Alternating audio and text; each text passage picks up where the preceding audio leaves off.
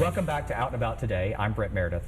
We've long suspected that gay-straight alliances, or GSAs, can be helpful to LGBTQ teens in high school, but a new study by Vanderbilt's Peabody Research Institute finds they not only significantly reduce bullying based on sexual orientation or gender expression, but also they lower levels of victimization.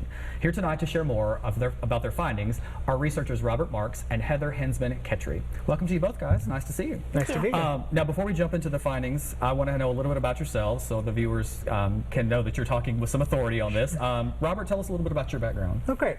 Well, so I was a gay high school student. Okay. And then I was a gay high school teacher. Okay. And then I was a gay straight alliance advisor. And now I am a researcher at Peabody. Well, that is the perfect lineup to talk about this, Heather. I'm a sociologist and research associate at the Peabody Research Institute. And Robert and I actually met through this project. Oh, really? It was a very interesting sort of alliance that we've built to build a pun here. But we actually both were independently developing this project. Really? We had both had the idea to do this project, didn't know each other. And a colleague of ours, Dr. Emily Tanner-Smith, knew us both separately and put together that we were both working on this, put us together. We clicked and hit the ground running with it and got it done very, very quickly. I was going to say probably twice as fast. It was. So now that we're a little bit better acquainted, let's talk about the study. How did you go about gathering and then analyzing the data? And if you want to talk a little bit about how that works without being too technical, feel free. Heather? So what we conducted was a systematic review and meta-analysis. A lot of times bodies of research can be a little confusing because studies employ different methods, they have different findings. It's hard to tell what the big picture is. So systematic reviews and meta-analyses pull all that together and give you the big picture. So through the systematic review, what we did was try to find every study that had been conducted on GSAs looking at these victimization outcomes, whether published or not. And within certain methodological criteria. So we wanted to find studies that had a certain level of quality to them. So we didn't put in studies that didn't compare students who were at schools with GSAs to students who were at schools without GSAs. We dropped all of those. And the meta-analysis part is where we take all the data from those studies, pull them together into one huge data set and analyze those. Okay.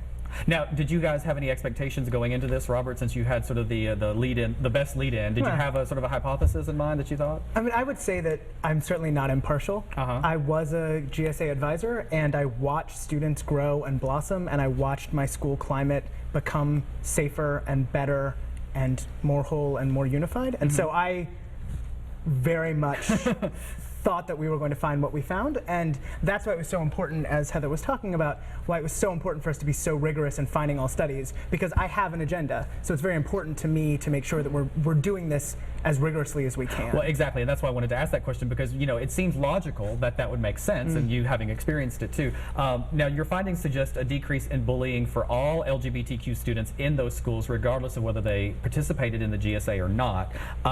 Can you explain that a little further, though, Heather? What does that exactly mean? Well, I want to be really clear just to state that we didn't actually compare students who were members to students who were not. There are actually a few studies out there that do that, but there aren't enough for us to include them in our analysis.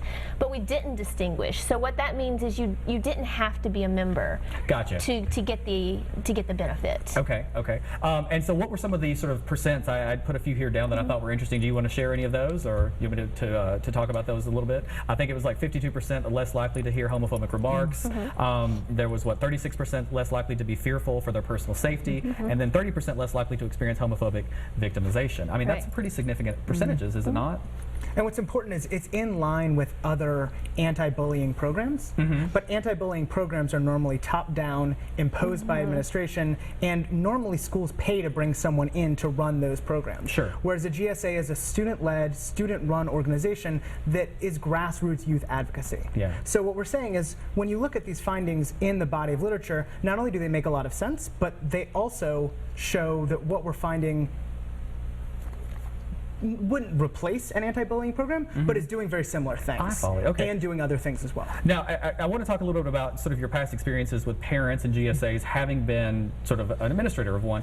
We've all heard stories, seen stuff on the news. What was your personal experience like in that role? I want to say, by and large, the experience was awesome, and by and large, parents were very supportive. But I definitely had more than one phone conversation with a concerned parent saying, why is my daughter there? Are you trying to turn my daughter queer? Why would my daughter need this club? Why isn't my daughter coming home and working on her homework? And to be able to talk through with parents about the importance and the change and the growth that her daughter, but that most of the students were experiencing, was really powerful to me. Now, and not to interrupt you, but was that experience in such that they were obviously a straight identifying student and they were going and the parent was wondering? I've often wondered about that. Like, if you have a child and like, well, you're going to the GSA, or you're slowly trying to come out to me, what was that like? Did you experience any of that? Or? That parent in particular, I don't think was as concerned that she identified her daughter as straight and her daughter was slowly blossoming into a queer woman. But I do think that some parents read a lot into membership with the GSA. Yeah. And I had meetings of my GSA that were predominantly straight identified students.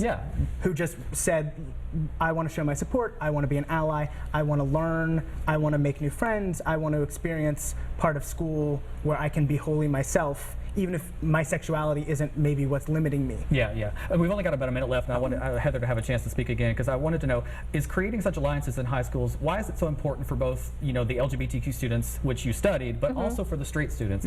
And why is it important to have this research to sort of prove what we just talked about, sort of proving the obvious? Why is that important? The alliance part is very important in terms of bringing in the members of a privileged group to show their support for a group that is marginalized, often by that privileged group. That's the key to sort of making these groups work. In terms of proving something that maybe is common sense,